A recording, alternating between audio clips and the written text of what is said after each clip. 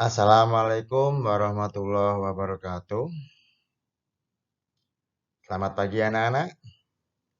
Jumpa lagi dengan Pak Guru dalam sesi pembelajaran jarak jauh untuk kelas 5 sekolah dasar.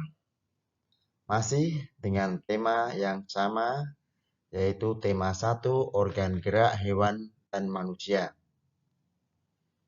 Di sini kita masih belajar subtema yang pertama mengenai organ gerak hewan. Namun untuk video pembelajaran kali ini kita sudah masuk ke dalam pembelajaran yang keempat. Bagaimana kabar kalian semuanya anak-anak? Pak Guru harap kalian semua dalam keadaan sehat walafiat. Tidak ada yang sakit hari ini. Mudah-mudahan begitu. Andaikan ada yang sakit di antara kalian, Pak Guru doakan, kita doakan semuanya ya.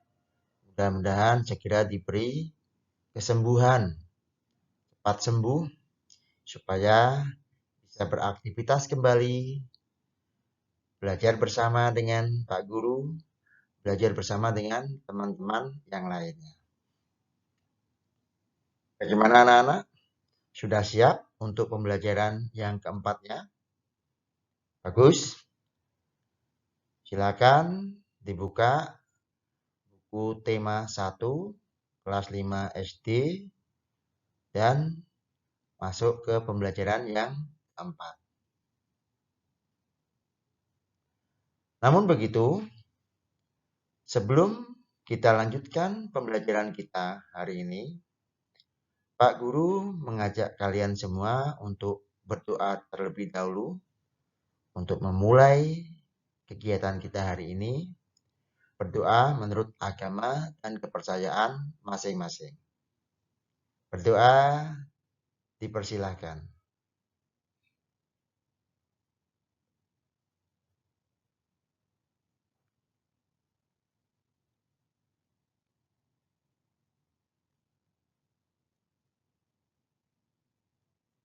Selesai?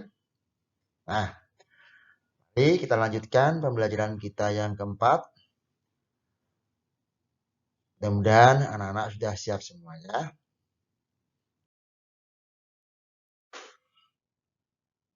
Anak-anak, pada pembelajaran kita yang keempat ini ada 5 tujuan pembelajaran yang minimal harus kalian kuasai. Apa saja itu? Yang pertama, dengan mengamati gambar peta, siswa dapat mengidentifikasi kondisi geografis pulau-pulau di Indonesia secara tepat. Nah, harapannya nanti kalian bersama dengan teman-teman mengidentifikasi kondisi geografis pulau-pulau yang ada di Indonesia. Nanti silakan dibuka kembali atlas kalian ya, atau buku yang memuat peta-peta. Yang kedua, dengan membuat informasi, siswa dapat menyebutkan kondisi geografis wilayah Indonesia secara benar. Ya, berdasarkan informasi, nanti kalian menyebutkan kondisi geografis negara kita, Indonesia, dengan benar. Yang ketiga, dengan eksplorasi, siswa dapat mengidentifikasi perilaku-perilaku yang sesuai dengan nilai-nilai luhur yang terkandung dalam sila-sila Pancasila secara benar. Harapannya, kalian nanti semuanya bisa mengidentifikasi perilaku manakah yang sesuai dengan nilai-nilai Pancasila. Yang keempat, dengan membaca, siswa menemukan contoh perilaku yang sesuai dengan nilai-nilai luhur dalam sila Pancasila, yaitu gotong royong secara benar. Nah, di penerapan dalam kehidupan sehari-hari utamanya adalah gotong royong. Yang kelima, dengan membaca, siswa dapat menemukan ide pokok bacaan secara tepat. Nah, masih ada kaitannya dengan pembelajaran yang pertama sampai yang ketiga kemarin. Kalian diharapkan bisa menemukan ide pokok bacaan dari suatu teks bacaan dengan tepat. Bagaimana anak-anak? Sudah paham ya harapan dari pembelajaran kita kali ini? Tujuannya sudah jelas. Mari kita ikuti pembelajaran keempat ini dari awal sampai akhir ya. Jangan ada yang terputus. Supaya apa? Supaya kalian bisa mendapatkan materinya dengan maksimal. Oke. Nah, kita lanjutkan ke ke slide selanjutnya. Nah, anak-anak, kalian lihat di sini ada gambar denah kandang kelinci. Nah, kandang kelinci siapa ya? Iya, miliknya Pak Rudi. Di situ dilihat yang paling atas adalah tempat pakan dan minum. Kalau dalam denah atau peta biasanya yang atas tuh arah utaranya ya. Terus yang paling kiri atas itu adalah indukan A, kemudian tengahnya itu indukan B, terus samping kanan indukan C. Nah, di tengah-tengah sendiri itu ada tempat pembuangan kotoran. Nah, di bawahnya ada kandang untuk pembesaran, kemudian ada kandang untuk pejantan. Nah, yang paling bawah sendiri adalah tempat makan dan minum. Jadi ada dua ya, yang atas dan bawah. Lalu yang paling kanan itu ada penampungan air seni. Nah, kemarin kan kita bahas ya, bahwasanya air seni kelincinya bermanfaat untuk pupuk organik. Ada juga penampungan kotoran. Nah, anak-anak, tata letak bangunan, sanitasi, jalan, dan pembuangan limbah kandang kelinci Pak Rudi sangat rapi. Ini sudah sangat rapi sekali anak-anak. Ya. Dengan demikian, setiap pengunjung yang datang akan merasa nyaman. Nah, kalau kalian pasti berkunjung ke kandangnya Pak Rudi, kandang kelincinya Pak Rudi, ini juga akan merasa nyaman. Kenapa? Rapi. Ya. Sebelum membangun kandang kelinci, Pak Rudi telah mempersiapkan segala sesuatunya dengan membuat denah. Ya, namanya denah. Tahukah kamu apa itu denah? Denah merupakan gambaran tentang tata letak dalam suatu ruangan atau tempat. Gambaran yang lebih luas dibandingkan dengan denah adalah peta. Ya. Peta merupakan gambaran dengan menggunakan skala, ya, skala tertentu mengenai suatu daerah. Ya. Pada pembelajaran sebelumnya, kalian sudah tahu luas dan letak wilayah negara Indonesia. Ya. Menggunakan apa? Menggunakan peta. Ya. Nah, dengan peta, kita juga bisa mengetahui kondisi geografis negara kita, yaitu negara Indonesia. Menggunakan peta ya. Terus, kita lanjutkan ke materi selanjutnya. Nah, anak-anak, mari kita amati kondisi geografis dari pulau-pulau yang ada di Indonesia. Pulau apa saja yang ada di Indonesia? Nah, yang jelas yang kita tempati, yang Pak Guru tempati ini adalah Pulau Jawa. Oh, ada yang dari pulau lain? Iya, nanti kita bahas satu-satu ya.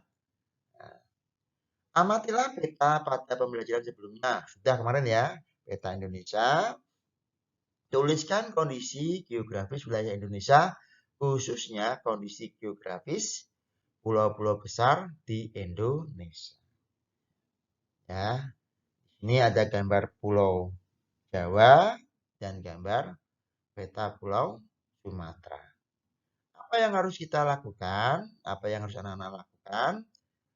Tuliskan luas wilayahnya, batas wilayahnya, keadaan alamnya. Berupa apa saja?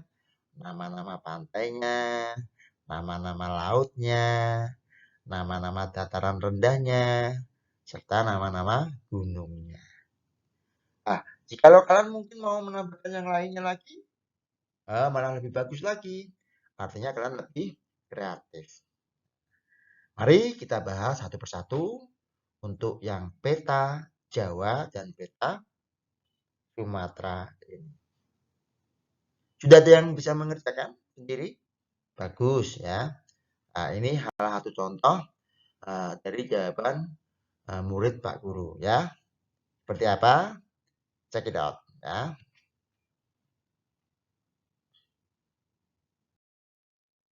Nah, anak-anak, peta tadi yang kalian lihat adalah peta Jawa dan Sumatera. Nah, mari kita bahas dulu untuk yang kondisi geografis Pulau Jawa. Pulau Jawa memiliki luas kurang lebih adalah 126.700 km persegi. Kalau kalian ada yang menjawab angkanya lebih atau kurang, ya tidak masalah lah ya. Ya, PT beda tipis. Ya. Merupakan pulau terluas kelima di Indonesia dan terbesar ke-13 di dunia. Ya. Pulau Jawa memiliki batas wilayah. Di sini jawaban dari murid Pak Guru adalah hanya batas lautnya saja.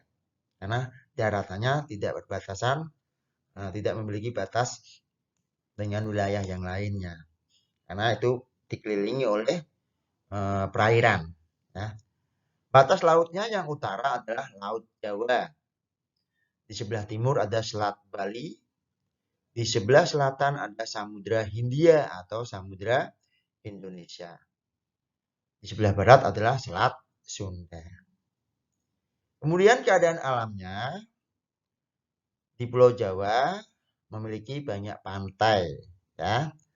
Di Jawa Barat ada Pantai Pangandaran, Pantai Batu Karas, Ujung Genteng. Kemudian di Banten ada Pantai Carita, Pantai Anyer, dan Tanjung Lesung. Mungkin banyak lagi, cuma ini kan hanya beberapa yang disebutkan ya. Kalian bisa menyebutkan yang lainnya. Di Jogja ada Pantai Parangtritis ya, Pantai Indrayanti, Pantai Baron, Pantai Kukuk, dan lain-lainnya. Di Jawa Tengah ada Pantai Karimun Jawa, Bandengan, Pantai Ombak Mati, Pantai Empuranca. Ini ada di daerah Jepara.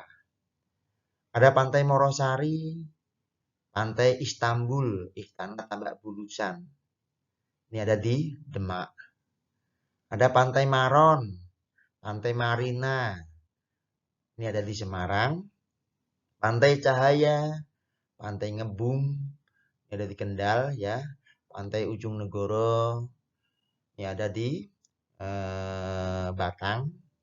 Ada Pantai Menganti, Pantai Logending, Karangagung, di daerah Kebumen. Kemudian di Jawa Timur ada Pantai Klayar, di Pacitan, ya, Pulau Merah, Papuma, Tiga Warna, dan Gondomayit. Ih, takut Gondomayitnya. Tidak usah takut, itu hanya nama, ya. Nah, itu beberapa nama pantai yang ada di Pulau Jawa. Kemudian lautnya, namanya yang jelas ada Laut Jawa, ada Samudra Indonesia atau Samudra Hindia, ya. Ada Selat Sunda, ada Selat Madura, ada Selat Bali. Nah, lalu untuk dataran rendahnya di Pulau Jawa meliputi dataran rendah Surakarta, daerah Solo itu ya. Dataran rendah Semarang.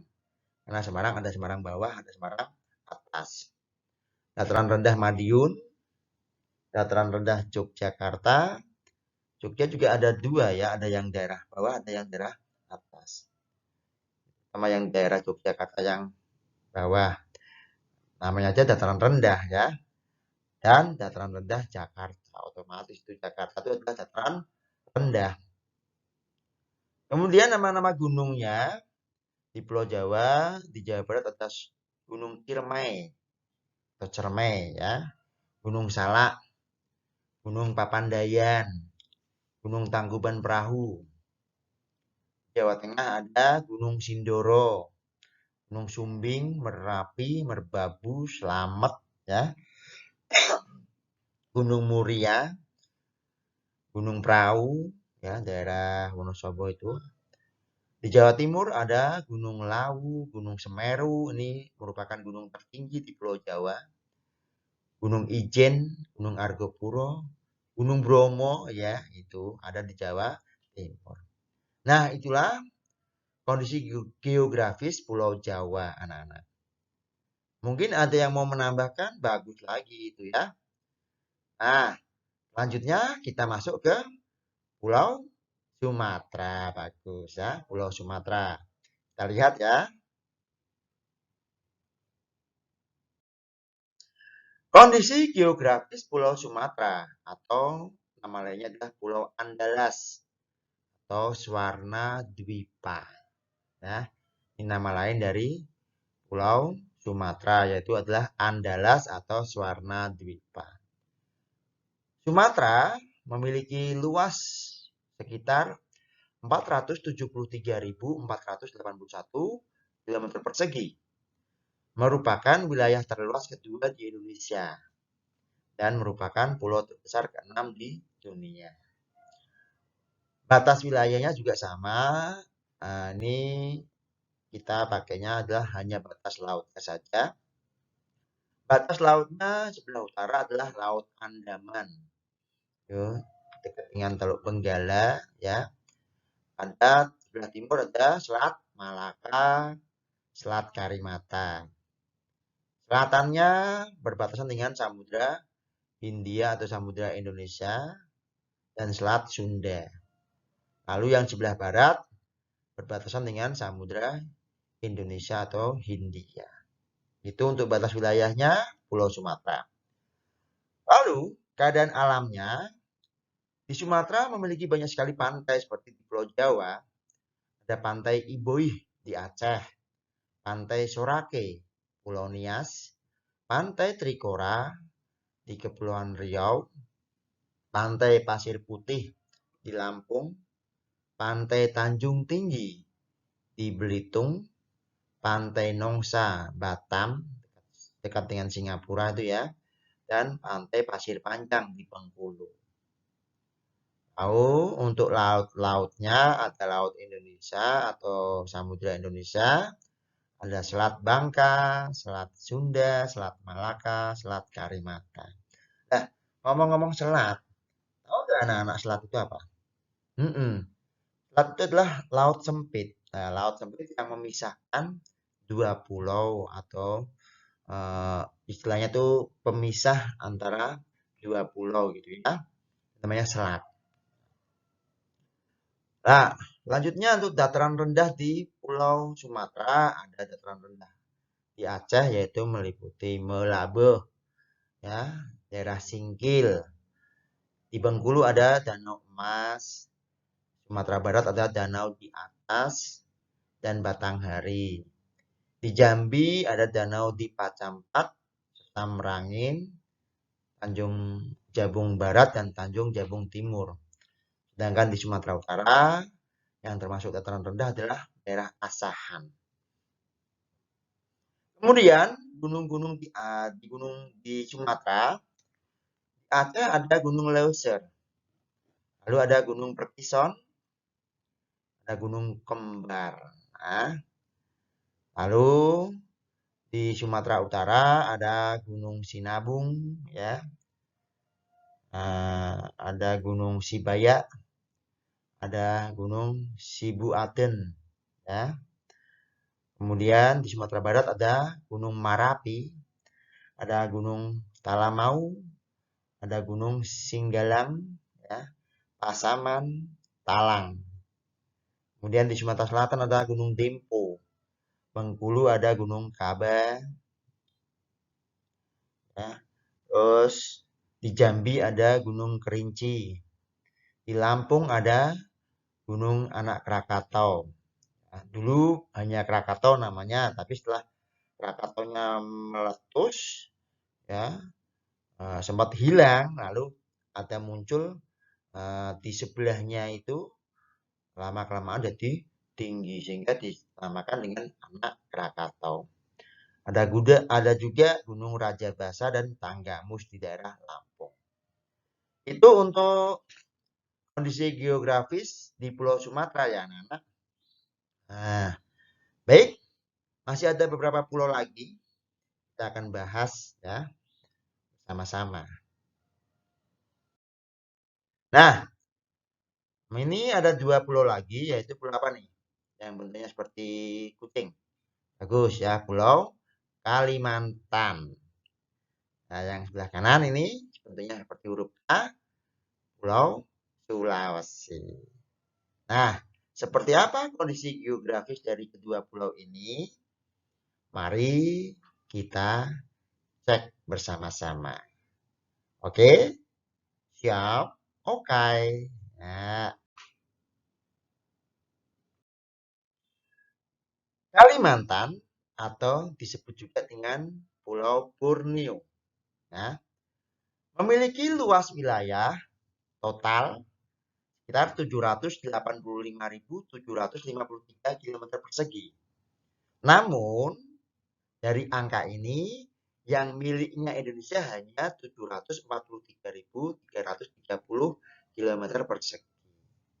Nah, sehingga dengan angka yang sebesar ini, Kalimantan merupakan yang terluas pertama di Indonesia dan terbesar ketiga di dunia jika digabung dengan Malaysia dan Brunei Darussalam. Nah, batas wilayahnya ini ada batas laut dan juga daratan. Ya. Batas lautnya sebelah timur adalah Selat Makassar dan Laut Sulawesi. Sebelah selatan ada Laut Jawa. Sebelah baratnya ada Selat Karimata. Nah, batas daratannya ada di sebelah utara, anak-anak, yaitu berbatasan dengan Malaysia, yaitu wilayah Sabah dan Sarawak. Pak, tadi katanya ada juga Brunei Darussalam. Iya, tapi Brunei Darussalam tidak berbatasan langsung dengan Indonesia. Oke, paham ya? Good. Nah, sekarang pantai-pantainya anak-anak. Pantai di Kalimantan, ada di Kalimantan Selatan namanya Pantai Asmara, Pantai Takisung, Pantai Turki, Pantai Pagatan, Pantai Samber Gelap. Pantainya Samber Gelap ini ya. Terus di Kalimantan Timur ada Pantai Lamaru, Pantai Kemala, nah, kayak nama cewek aja ya. Pantai Beras Basah, wah ini namanya kok bikin tertawa ya. Pantai namanya Pantai Beras Basah, tapi kayak itu namanya kayak gitu ya. Pantai Segajah, wah besarnya segajah ini ya pantainya ya. Dan Pantai Ambalat, serta Pantai Biduk-Biduk, dan Pantai Benua Patra. Ada juga Pantai Sempurna di Pulau Sangalaki, Pantai Kakaban. Ini ada di Kalimantan Timur ya. Lalu ada di Kalimantan Barat, pantai namanya Sungai Kinjil.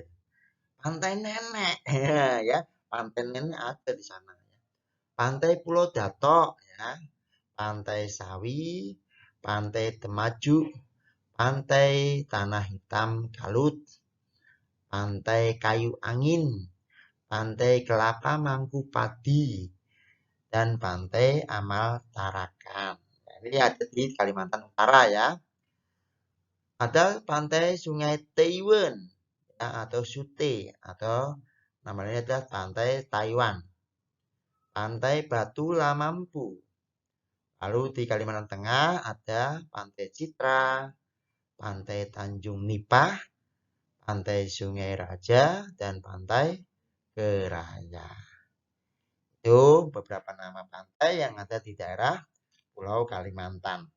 Laut-lautnya yang ada di Kalimantan ada Selat Makassar, Selat Karimata, Laut Cina Selatan, dan Laut Jawa. Kemudian Dataran rendahnya ada di daerah Kapuas. Kemudian antara pegunungan Muller ya, pegunungan Muller dan Schweigner dengan pegunungan Meratus. Lalu ada di daerah Sungai Mahakam, ada Teluk Melanu dan Ketapang, serta di Pangkalan Bun. Itu merupakan daerah dataran rendah. Kemudian nama-nama gunungnya di Kalimantan Barat ada Gunung Palung dan Gunung Niut. Ya, Niut. Ya. Di Kalimantan Tengah ada Bukit Raya. Ya, Gunung Bukit Raya.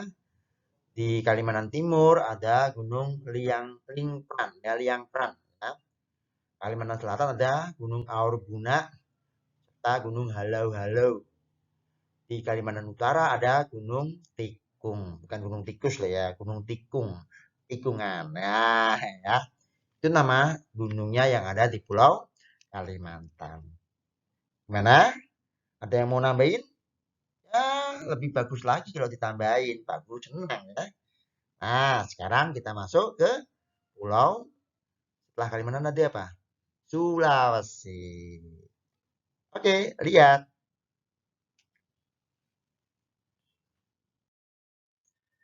Pulau Sulawesi atau biasa disebut dengan Pulau Celebes. Ya, Celebes.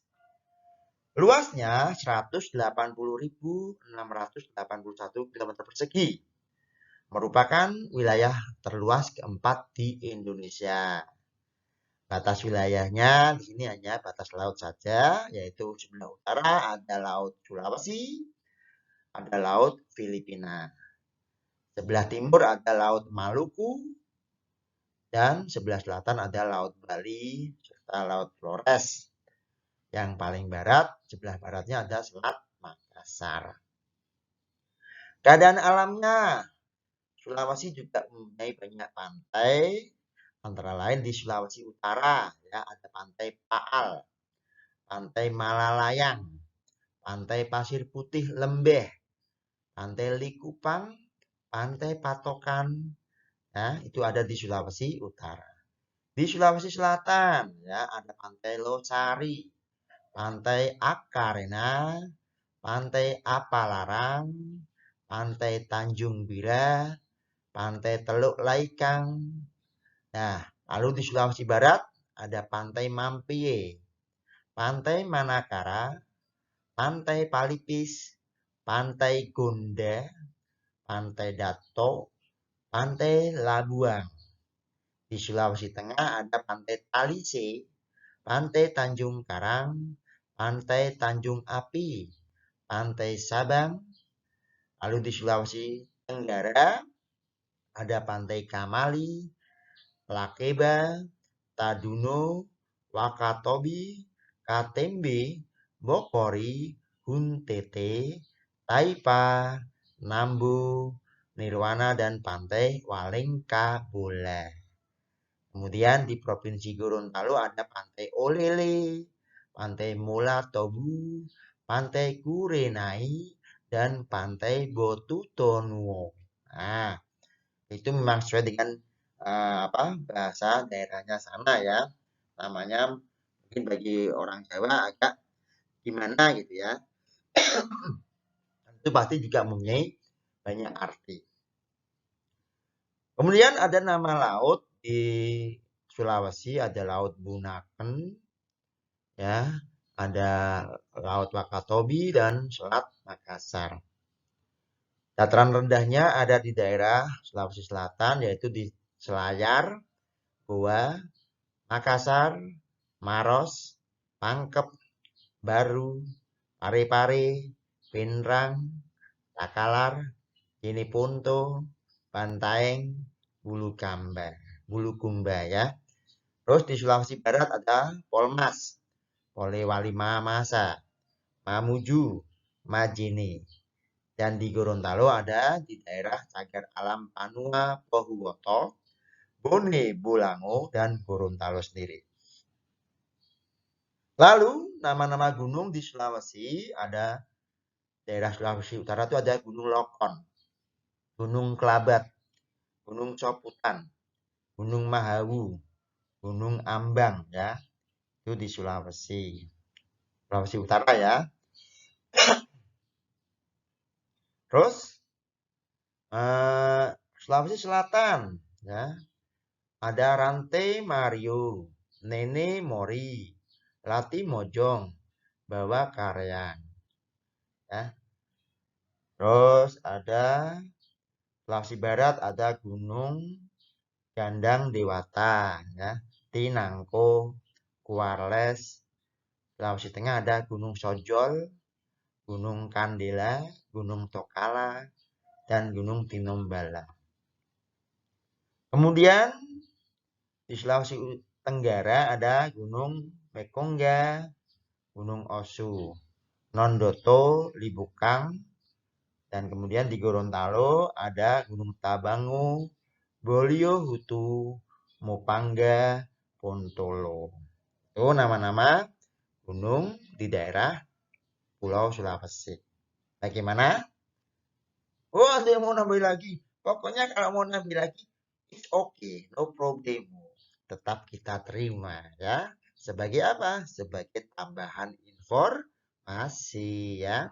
Tidak usah ragu-ragu untuk nambah lagi ya. Makin banyak ditambah, semakin bagus informasinya. Nah, selanjutnya kita ke pulau lainnya. Apa pulaunya? Kita lihat ya. Oke.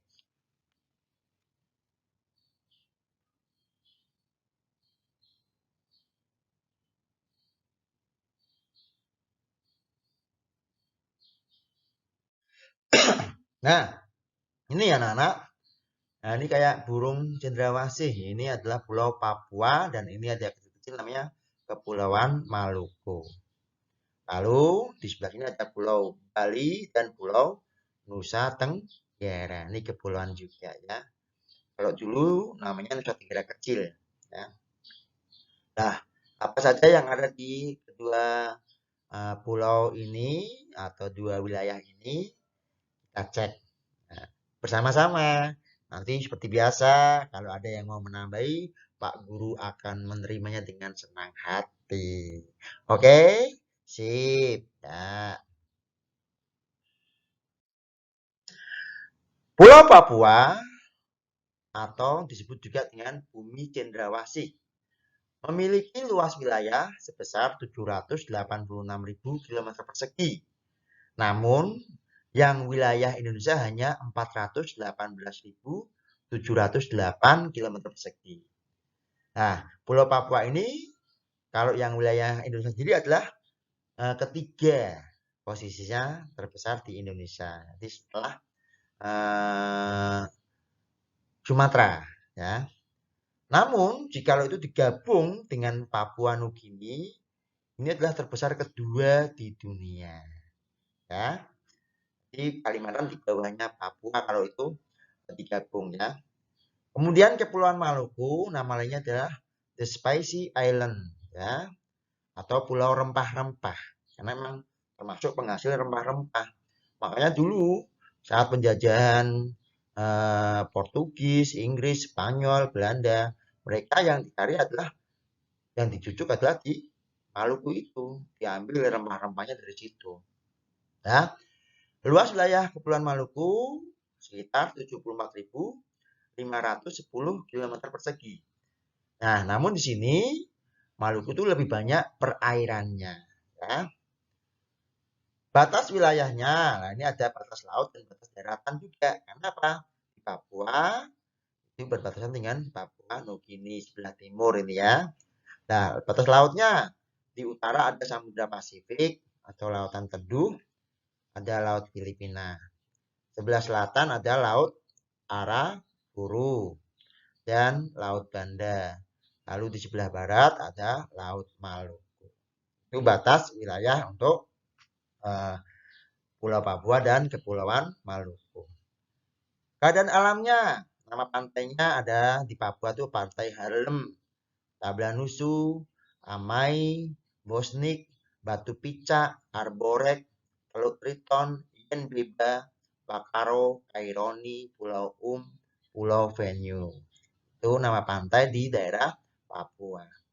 Kemudian di daerah Kepulauan Maluku ada Pantai Ngur Tafur, Pantai Liang, Pantai Natsepa, Pantai Namalatu, Pantai Dodola, Pantai Ora, dan Pantai Liliboy. Ya, itu ya.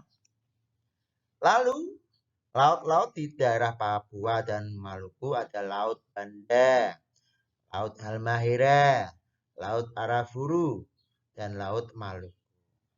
Kemudian ada Samudra Pasifik atau Samudra Teduh, Lautan Teduh, dan ada Teluk Cendrawasih. Dataran rendah di Papua ada di daerah pesisir Arafuru, pesisir Teluk Papua, pesisir selatan Papua, pesisir Transfly, pesisir barat Laut Papua. Kemudian di Maluku ada di Ambon, Maluku Tenggara, Pulau Seram bagian timur, dan Pulau Kei kecil. Itu untuk dataran rendahnya. Lalu untuk gunungnya, di Papua itu banyak sekali nama-nama gunung ya. Dan termasuk gunung-gunung yang ada yang diselimuti oleh salju abadi. Ya. Ada saljunya di sana. Satu-satunya gunung yang diselimuti salju itu yang hanya di Papua sana ya. Nah, itu termasuk keajaiban juga ya. Ada puncak Mandala ya. Ada puncak Mandala nih ya, ada puncak Jayawijaya atau Kartens. Kemudian ada puncak Sumantri ya. Lalu puncak Trikora, puncak Engga Pilimsit atau Idenburg. Ada Gunung Dom, ada Gunung Dera Baro ya. Ada Ganapus, puncak Yamin.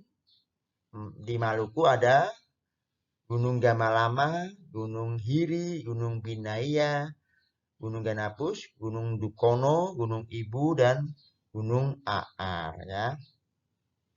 Itu untuk di daerah nama-nama gunung di daerah Pulau Papua dan Kepulauan Maluku. Nah, selanjutnya kita menuju ke Pulau Bali dan Nusa Tenggara.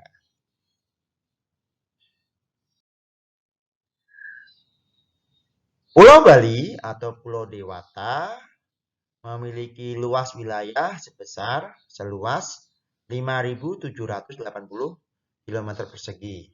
Sedangkan Kepulauan Nusa Tenggara sebesar luasnya seluas 20.153 km persegi. Nah, batas wilayah untuk Pulau Bali dan Nusa Tenggara ini ada daratannya juga karena berbatasan dengan negara Timor Leste. Timor Leste dulu ini adalah merupakan bagian wilayah provinsi Indonesia. Namun sejak tahun 99, 2000 itu saat pemerintahan Presiden B.J. Habibie, Timor Leste melakukan referendum. Ya, Timur-Timurnya melakukan referendum, jajak pendapat, dan hasilnya adalah mereka ingin merdeka sendiri. Sehingga Timor Leste lepas dari wilayah Indonesia. Timur-Timurnya ya, Timur-Timur lepas dari Indonesia dan menjadi negara Timor Leste. Batas lautnya di sebelah utara ada Laut Bali dan Laut Flores. Di sebelah selatannya ada Laut Timor, Laut Sawu, dan Samudra Indonesia atau Samudra Hindia. Di sebelah barat ada Selat Bali. Nah, keadaan alamnya sekarang anak-anak. Pantai di Bali ada Pantai Kute, Pantai Sanur, Pantai Legian, Pantai Nusa Dua, Pantai Jimbaran, Pantai Pandawa, banyak sekali sana ya.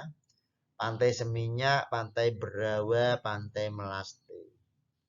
Lalu di Nusa Tenggara Timur ada Pantai Tablolong, Pantai Pink, Pantai Koka, Pantai Walakiri, Pantai Kolbanu, Pantai Nimbirala, Pantai Nihiwatu, Pantai Watu Bela, Pantai Mandora, Pantai Waicicu, Pantai PD, Pantai Buana, Pantai Maimol, Pantai Oesapa, dan Pantai Lasiana.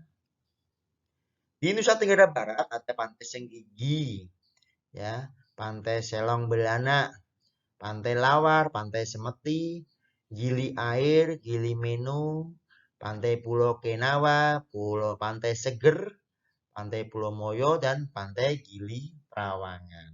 Ya, itu nama-nama pantai yang ada di daerah Bali dan Nusa Tenggara Timur serta Nusa Tenggara Barat. Anak-anak suatu saat bisa pergi ke sana ya, wisata ke sana. Enjoy, enak. Pak Guru udah pernah. Nah, ada yang sudah, ada yang belum. Nah, kapan-kapan ya. Oke. Next, nama lautnya ada Laut Sawu, Laut Flores, Laut Timor, Laut Bali, Samudra Indonesia atau Samudra India, dan Selat Bali dan Selat Lombok. Kemudian dataran rendah yang ada di Bali ada di daerah Badung, Gianyar, Batur, Tabanan, Buleleng, Buyan, ya, itu yang ada di daerah Bali. Yang di Nusa Tenggaranya apa? Ada di daerah Lombok, Sumbawa, dan Flores. Ya. Kemudian nama-nama gunungnya ada apa saja, Pak? Di Bali ada Gunung Agung, Gunung Abang, ya, Gunung Batur, Gunung Batu Karu, ya. Kemudian Gunung Merba, ya. Ada Gunung Kelimutu di Nusa Tenggara Timur, ada Gunung Inelika, Batu Tara, Gunung Egon, Rokatenda, Lewotolo, Simuto, ya. Ada Gunung Siruk, ya, Sirung, ya, Gunung Mutis, ya. Di Nusa Tenggara Barat ada Gunung Tambora, Rinjani, Sangeang, Ili Boleng, Lewotobi, Mutus, dan Inieri. Itu nama-nama gunung dan keadaan geografis, kondisi geografis dari Pulau Bali serta Nusa Tenggara. Nah, bagaimana anak-anak? Masih ada yang mau nambahi? Tetap kita terima. Oke ya. Terima kasih yang mau menambahi ya. Bagus. Kita lanjutkan ke materi selanjutnya. Setelah kita membahas kondisi geografis dari pulau-pulau yang ada di Indonesia. Nah, selanjutnya coba kalian berdiskusi ya mengenai kondisi geografis pulau-pulau besar tadi yang ada di Indonesia. Buatlah suatu kesimpulan kondisi geografis wilayah Indonesia secara umum. Ya, nanti bandingkan dengan hasil kalian satu persatu ya. Kalian saling membandingkan. Jawabanmu bagaimana? Jawabanmu kayak gini ya, gitu ya. Oke, seperti apa pembandingannya? Kita lihat. Nah, ini simpulannya. Kondisi geografis wilayah Indonesia adalah berupa kepulauan dengan 2/3 wilayahnya berupa perairan, ya. Jadi banyak perairannya dibanding daratannya. Bentang alam Indonesia sangat lengkap dan bervariasi, mulai dari pantai, dataran rendah, lembah, padang rumput, rawa, sungai, hutan, dataran tinggi, bukit dan perbukitan, serta gunung dan pegunungan. Di Indonesia juga banyak terdapat gunung berapi, danau, dan sungai, baik sungai yang besar maupun sungai kecil, sungai panjang ataupun yang pendek. Antara pulau yang satu dengan pulau yang lainnya memiliki karakteristik kondisi geografis yang berbeda-beda. Ya. Nah, itu dengan hasil alamnya juga berbeda-beda. Ya. Itu simpulan kondisi geografis Indonesia secara umum. Ada yang berbeda? No problem, tidak masalah. Bagus malahan ya. Akan menambah khasanah perbendaharaan jawaban kita. Semakin banyak informasi, semakin banyak pengetahuan, jadi kita jadi semakin luas, ya. Tidak cepat. Oke, siap. Ya. Selanjutnya, nah, ayo kita mencoba setelah kamu mengetahui kondisi geografis wilayah negara Indonesia. Sekarang giliranmu untuk mengetahui kondisi geografis wilayah tempat tinggalmu. Gambarkan ke dalam sebuah kertas sederhana. Mana sudah kita coba ya. Di pembelajaran sebelumnya, ya, anak-anak sudah membuat ya peta wilayahnya ya. Nah, untuk mendapatkan data dan informasi yang akurat, kalian bisa melakukan pengamatan langsung, dicek langsung ya batas-batasnya ya. Bertanya juga bisa kepada pengurus RT dan RW ataupun tokoh masyarakat. Tanya, ini batasnya apa ya? Nah, itu boleh tanya. Atau didampingi orang tua kalian masing-masing ya. Nah, nanti kalian gambarkan di sini peta kondisi geografis wilayah RW tempat tinggal. Ya, tuliskan. Nah, atau bisa juga anak-anak bisa menggunakan Mbak Google ya. Mbak Google pakai apa? Google Maps. Ya, Google Maps cari itu nama tempat tinggalnya anak-anak di mana ya. Nanti kalau udah di foto, di screenshot. Jadilah sebuah peta. Nah, kalau mau digambar pakai tangan lebih bagus lagi, ajib namanya itu ya. Nah, itu. Nah, anak-anak, luas, letak, dan kondisi geografis negara Indonesia merupakan modal dasar yang sangat penting bagi pembangunan nasional dan pemerataan hasil-hasilnya. Namun demikian, semuanya itu harus didukung dengan perilaku dan sikap positif yang sesuai dengan nilai-nilai luhur yang terkandung dalam sila-sila Pancasila. Sikap dan perilaku negatif yang bertentangan dengan nilai-nilai luhur yang terkandung dalam sila-sila Pancasila akan menjadi penghambat pembangunan nasional. Maka itu kita harus selalu bersikap yang positif. Ya, ingat ya, positif. Nah, bukan positif corona ya, tapi sikap yang positif. Oke, paham? Kita lanjutkan ke slide selanjutnya. Nah, ini salah satu contoh ya, contoh dari murid Pak Guru membuat petanya seperti kayak gini. Diambil dari apa tadi? Google Maps ya. Nah, setelah membuat kayak gini, dia ceritakan ya kondisi geografinya dalam sebuah tulisan. Ya, kondisi geografis tempat tinggalku. Tempat tinggalku berada di perumahan Pondok Raden Patah, tahap 2, RT 1, RW 7. Desa Sriwulan, Kecamatan Sayung, Kabupaten Demak. Di sebelah utara, timur, dan barat tempat tinggalku dulunya berupa area persawahan dan kebun kelapa. Namun kini sudah berubah menjadi area pertambangan. Hal tersebut karena perubahan alam, dampak dari terjadinya abrasi di sekitar daerah pantai. Sebelah selatan berupa permukiman warga yang telah lebih dulu menempatinya sebelum aku tinggal di sana. Nah, ini contoh saja ya. Anak-anak bisa memberikan jawaban alternatif yang lainnya. Yang mungkin jauh lebih bagus ya, lebih ajib semuanya.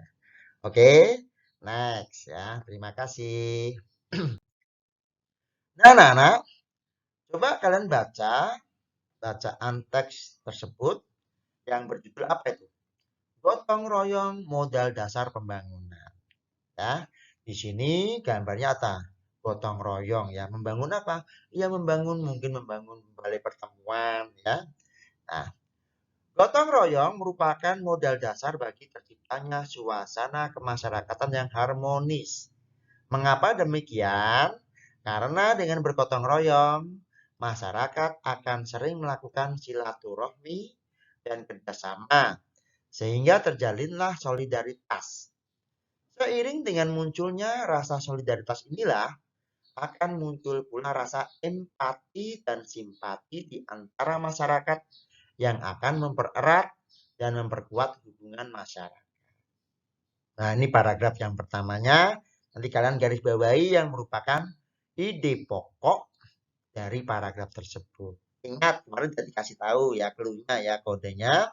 Biasanya ide pokok untuk kelas sekolah dasar itu ada di awal paragraf. Ya. Paragraf 2 coba. Tidak ada perbedaan dalam prinsip gotong royong. Gotong royong adalah kerja bersama, memeras keringat secara bersama, dan perjuangan saling bantu-membantu secara bersama. Gotong royong dilakukan demi mencapai tujuan bersama. tidak mempedulikan agama, suku, ataupun golongan. Ya. Jadi dalam gotong royong tidak peduli kamu beragama Islam atau Kristen kayak, ya, kamu bersuku Jawa atau suku Batak kayak, tidak peduli, semuanya sama, tidak beda-beda ya. Yang paragraf ketiga, ya, prinsip-prinsip gotong royong sangat bermanfaat bagi pelaksanaan pembangunan nasional. Karena semua masyarakat merasa saling memiliki. Masyarakat juga merasa mempunyai tujuan yang sama, yakni terwujudnya kehidupan yang sejahtera. Dengan bergotong royong, segala program pembangunan yang dicanangkan oleh pemerintah akan dapat dilaksanakan dengan baik tanpa adanya gangguan yang disebabkan oleh ketidakharmonisan masyarakat. Gitu ya. Nah, udah ketemu ya ide pokok dari semua paragraf tersebut. Udah ketemu ide pokoknya dan udah ketemu kalimat pengembangnya. Nah, kalau udah ketemu, kalian bisa mengerjakan di halaman selanjutnya itu. Oke, sip. Nah, ini sebutkan ide pokok masing-masing paragraf pada teks gotong royong model dasar pembangunan. Ini sudah dicontohkan satu nih ya. Paragraf pertama udah dikasih contoh. Ide pokoknya adalah gotong royong merupakan modal dasar bagi terciptanya suasana kemasyarakatan yang harmonis. Kalian tinggal mencari untuk paragraf yang kedua maupun paragraf yang ketiga. Bisa? Good. Nah, ya. Coba cek. Benar-benar. Oke, oke, oke.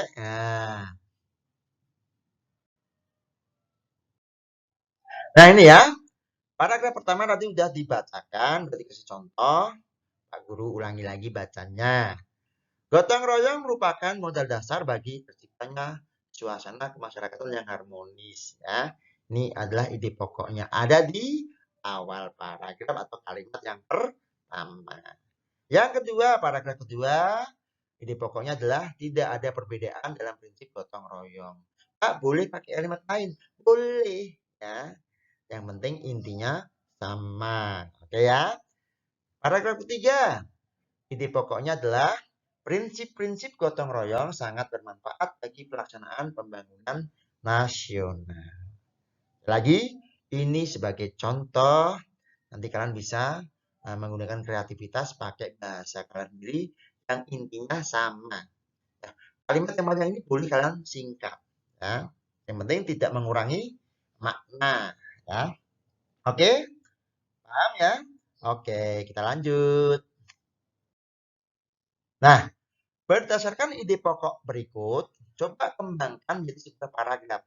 Kemarin sudah kita latih dalam pembelajaran sebelumnya ya, membuat paragraf, pengembangan paragraf dari sebuah ide pokok.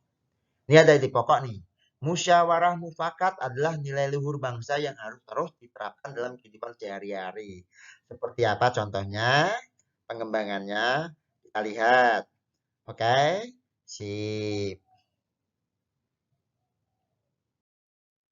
Nah, contoh yang pertama, musyawarah mufakat adalah nilai luhur bangsa yang harus terus diterapkan dalam kehidupan sehari-hari sebagai bangsa Indonesia. Musyawarah mufakat merupakan cara yang terbaik dalam mengambil keputusan karena memberikan ruang bagi setiap pihak untuk menyampaikan pandangan mereka dan jika memungkinkan memberikan manfaat terbaik untuk setiap pihak. Selain itu, musyawarah mufakat juga kental dengan nuansa kekeluargaan yang telah lama menjadi ciri khas bangsa Indonesia. Tapi yang cuma satu kalimat saja menjadi beberapa kalimat, ya, sehingga membentuk sebuah paragraf. Ini contoh ya. Nah, ada lagi contohnya? Kita cek ya. Contoh yang kedua, anak-anak. Musyawarah mufakat adalah nilai luhur bangsa yang harus terus diterapkan dalam kehidupan sehari-hari. Musyawarah ini sama seperti gotong royong dan kerja bakti, diwariskan dari kebudayaan bangsa Indonesia dan melekat utuh sebagai bagian dari kepribadian bangsa. Musyawarah ini mengakar pada bangsa Indonesia sejak ratusan tahun silam hingga saat ini. Sebab memang menjadi jalan untuk mempererat persatuan dan kesatuan. Pak, boleh yang lain? Oh, sangat boleh. Ya, pakai jawaban yang lain sangat boleh. Ya. Yang tidak boleh itu apa? Yang tidak boleh itu yang ngantukan, yang tidak mengerjakan. Ya, oke? Ada lagi contoh yang lain? Kita cek. Ini ada lagi contoh berikutnya. Musyawarah mufakat adalah nilai luhur bangsa yang harus terus diterapkan dalam kehidupan sehari-hari. Musyawarah ini sama seperti gotong royong dan kerja bakti, diwariskan dari kebudayaan bangsa Indonesia dan melekat utuh sebagai bagian dari kepribadian bangsa. Musyawarah tidak datang dari bangsa lain, melainkan digali dari kebudayaan bangsa nenek moyang bangsa Indonesia. Musyawarah mengakar sejak ratusan tahun silam hingga saat ini. Karena merupakan jalan untuk mempererat persatuan dan kesatuan bangsa dalam semangat kebersamaan, gotong royong, kerjasama, dan kekeluargaan. Mirip dengan yang tadi, cuma ini diperluas lagi jawabannya. No problem ya. Nah itu contoh jawaban dari pengembangan paragraf yang dari isi pokok tadi ya. Nah, ada lagi ini suruh membuat pengembangan paragrafnya lagi.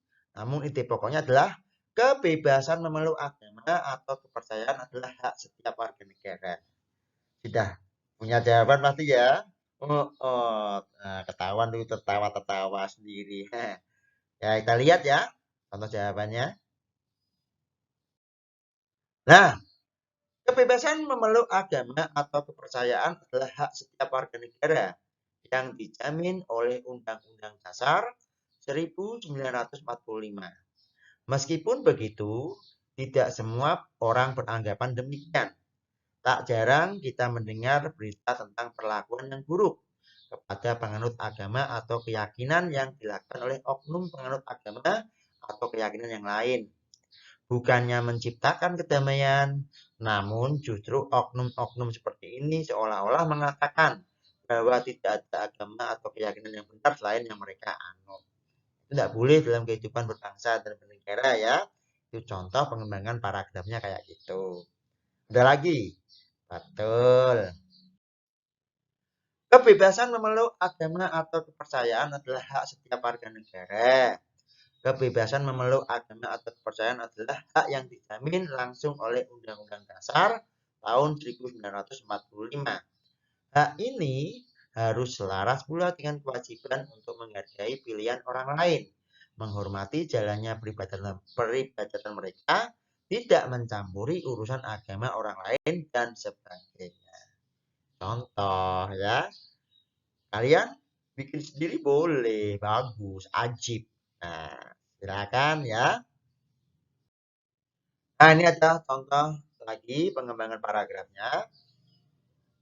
Kebebasan memeluk agama atau kepercayaan adalah hak setiap warga negara dan dijamin oleh pemerintah selaku penyelenggara kekuasaan eksekutif. Hal ini dijamin secara mendasar di dalam Undang-Undang Dasar tahun 1945. Oleh karena itu, kita tidak boleh memaksa kepada orang lain untuk memeluk agama tertentu atau menjelek-jelekkan agama atau kepercayaan seseorang. Nah, berarti beberapa contoh yang diambil dari pekerjaan hasil murid-murid Pak. Oke, sip. Lanjut. Nah, coba anak-anak, mari kita renungkan. Ya, renungkan untuk yang pertama. Dengan mengamati peta, kamu telah mengetahui kondisi geografis Indonesia dan kondisi geografis tempat tinggalmu. Apa yang dapat kamu lakukan untuk memanfaatkan kondisi geografis lingkungan atau wilayah tempat tinggalmu? Kira-kira apa jawabannya? Dengan kondisi geografis wilayah kamu, apa yang bisa kamu lakukan untuk memanfaatkan hal tersebut? Nah, yang mudah bisa jawab sendiri, siapa? Tunjuk jari. Pinter ya. Nah, nih ya, jawaban dari murid Pak Guru. Yang bisa saya lakukan adalah memanfaatkan kondisi geografis lingkungan atau wilayah tempat tinggal saya dengan memanfaatkan yang berhubungan dengan ekonomi, seperti mendirikan sebuah perusahaan, sehingga bisa menyerap tenaga kerja yang berkualitas. Selain itu juga bisa memanfaatkan kondisi geografis lingkungan wilayah tempat tinggal lingkungan sekitar yang berupa daerah pegunungan bisa dimanfaatkan mengembangkan pariwisata. Tuh contohnya. Mungkin daerah kalian bukan seperti yang murid Pak Guru, maka jawabannya bisa berbeda. Oke? Nah, ini anak-anak, renungan yang kedua, gotong royong dan musyawarah merupakan contoh perilaku yang mencerminkan nilai-nilai luhur yang terkandung dalam sila-sila Pancasila. Masihkah kedua perilaku tersebut diterapkan di wilayah tempat tinggal kalian masing-masing? Nah, contohnya apa? Sebutkan. Bisa ya? Wah, Jos Gandos, TOP, PGT, Top Markot Top. Nah, apa jawaban kalian? Coba Pak Guru lihat. Nah, ada mungkin yang menjawab masih ataupun tidak sesuai kondisi masing-masing. Tetapi ini menjawabnya masih, ya. Masih diterapkan. Apa contohnya? Gotong royong masih diterapkan di lingkungan tempat tinggalku. Misalnya saja, saat ada tetangga yang hajatan, tahu hajatan? Ya, punya gawe, punya kerja, banyak warga yang membantu. Contoh lain, membantu teman yang terkena musibah, membersihkan lingkungan, dan lain-lain. Sementara itu, musyawarah juga masih diterapkan dalam beberapa kegiatan bersama. Misalnya, ketika membahas pembangunan tempat ibadah, selalu didahului dengan musyawarah mufakat. Itu contoh jawaban dari teman kalian. Ya. Bagaimana dengan kalian sendiri? Jawabannya bagaimana? Bisa ya? Ya, tempol. Tepuk tangan dulu tuh. Siap. Selanjutnya. Nah, kalau sudah, coba ceritakan pada orang tua kalian masing-masing. Perilaku apa yang telah kalian lakukan yang menunjukkan pengamalan sila-sila Pancasila. Di pembelajaran kemarin sudah dibahas loh ya. Pasti kalian sudah bisa mengerjakan ya. Nah, dan di sini kamu ya diminta untuk menceritakan pada orang tua kalian. Nanti coba ceritakan dengan ayah, ibu, papa, mama, papi, mami ya. Bagaimana sikap yang kalian lakukan dalam kehidupan sehari-hari yang berkaitan dengan nilai-nilai luhur sila Pancasila. Oke, sip. Nah, ini contoh jawaban dari murid Pak Guru. Ya. Perilaku yang saya lakukan yang menunjukkan pengamalan sila Pancasila. Sila pertama yaitu ketuhanan Yang Maha Esa. Contoh yang saya lakukan adalah menghargai teman saya yang sedang beribadah. Orang malah mengganggu ya. Temannya lagi sholat Allah, aku malah digawil-gawil. Itu tidak boleh ya. Siapa ayo yang kayak gitu? Ada. Jangan diulangi lagi ya. Kalau kayak gitu berarti tidak termasuk menunjukkan pengamalan sila ya. Oke. Yang kedua, sila kedua, kemanusiaan yang adil dan beradab. Sebagai bangsa Indonesia, mencintai dan menyayangi semua makhluk ciptaan Tuhan Yang Maha Esa. Dan menjunjung tinggi harkat dan martabatnya tanpa membeda-bedakan agama, suku, budaya, dan keturunan. Itu contoh perilaku yang menunjukkan pengamalan nilai-nilai Pancasila. Terus sila ketiga, Persatuan Indonesia. Sikapnya apa? Sebagai bangsa Indonesia harus bersatu dan rukun walau berbeda suku, tidak boleh bertengkar ya. Itu sikap yang sesuai dengan sila Persatuan Indonesia. Yang keempat, kerakyatan yang dipimpin oleh hikmat kebijaksanaan dalam permusyawaratan perwakilan. Sikapnya apa? Sebagai bangsa Indonesia harus mengutamakan kepentingan negara di atas kepentingan diri sendiri atau golongan. Ingat itu ya, bermusyawarah ya itu juga termasuk bentuk perilakunya. Sila kelimanya apa anak-anak? Yaitu saya dapat berlaku adil terhadap satu sama lain. Tidak membeda-bedakan teman yang lain. Itu contoh perilaku dari pengamalan sila keadilan sosial bagi seluruh rakyat Indonesia. Pasti jawaban anak-anak beda ya. Karena anak-anak punya pemikiran sendiri. Lebih bagus kayak gitu. Oke? Nah, anak-anak, tidak terasa kita sudah di ujung pertemuan ya untuk pembelajaran yang keempat ini. Nah, mudah-mudahan apa yang Pak Guru sampaikan melalui video pembelajaran ini anak-anak bisa memahami dengan baik. Jikalau masih kurang paham lagi, diputar lagi videonya dari awal, didengarkan, ditonton, dilihat ya sambil menikmati cemilan dari Bapak Ibu ya. Sambil makan enggak apa-apa, kan pembelajaran jarak jauh dari rumah ya. Nah, kalau udah paham ya sambil bertanya jawab dengan teman-teman kalian ya, yang dekat ya. Enggak usah yang jauh ya nanti kasihan kamu ya capek ya. Siap. Alhamdulillah Pak Guru ucapkan terima kasih atas segala perhatian tontonan kalian ya. Kalian sudah menonton dan menyaksikan video pembelajaran ini. Ya.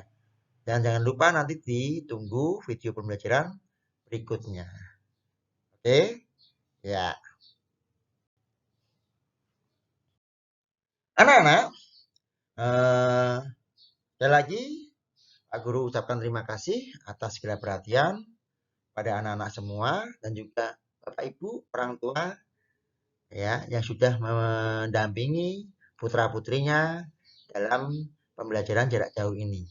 Mudah-mudahan usaha Bapak Ibu diberkahi oleh Tuhan Yang Maha Kuasa, Allah Subhanahu wa taala dan mendapatkan hasil yang maksimal bagi putra-putri semuanya. Sekian dulu dari saya. Kurang lebihnya mohon maaf karena saya memang masih banyak kekurangannya. Kritik dan saran tetap saya butuhkan, saya terima ya untuk istilahnya berikutnya, video-video berikutnya supaya lebih baik lagi ya. Dan jangan lupa bagi yang belum menekan tombol subscribe, silakan ditekan tombol subscribe-nya sehingga nanti kalian bisa mendapatkan informasi-informasi terbaru, update ya, video-video pembelajaran yang terbaru dari Pak Guru.